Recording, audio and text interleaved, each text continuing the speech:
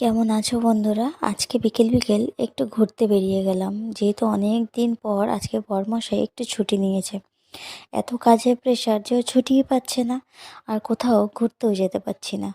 তোমরা আমি আজকে যেখানে ঘুরতে যাচ্ছি তোমরা অনেকেই সেখানে এসছো।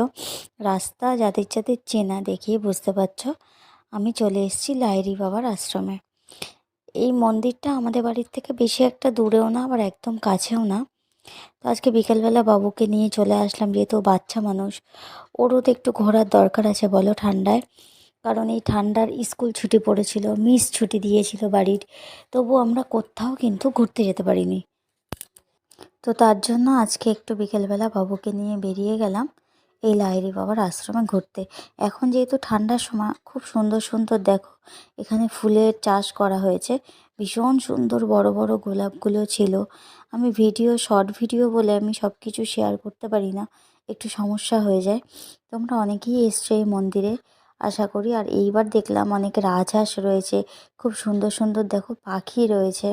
তো পাখিটার মধ্যে ডবল মানে খাঁচা টাইপের ছিল বলে ভালোভাবে দেখাও যাচ্ছিল না, আর আমাদের যেতে যেতে প্রায় 4:30 পৌনে 5টা বেজে গেছিলো, যার জন্য ভালোভাবে পাখিগুলোকে তোমাদের দেখাতে পারছি না।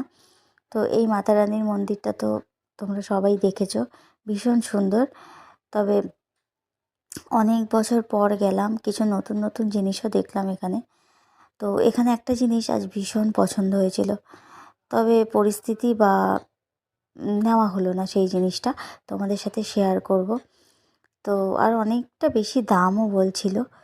তো তোমরা কারা কারা এই মন্দিরে এসছো অবশ্যই আমাকে কমেন্টে জানিও, আমার বেশ ভালো লাগবে। আর যারা আসোনি তারা একবার এসে ঘুরে যেও, তোমাদের বেশ ভালোই লাগবে।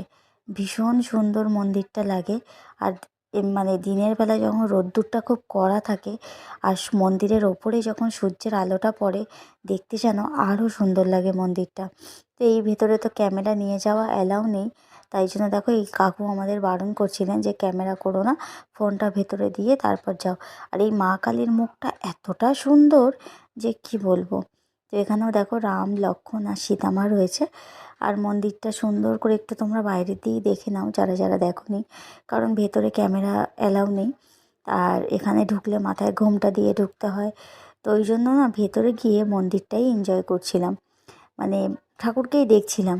আর এই যে হচ্ছে আমার পছন্দের জিনিস, সারা জগতের সব থেকে কাছের, সব থেকে প্রিয়, সব থেকে পছন্দের একটা, মানে কাছের একজন, ভগবান শ্রীকৃষ্ণ। আচ্ছা এইটা দেখতে কার কার ভালো লাগে বলো তো, কে কে দেখেছো বলো তো এই জায়গাটা। আর আমি ভিডিও করার চক্করে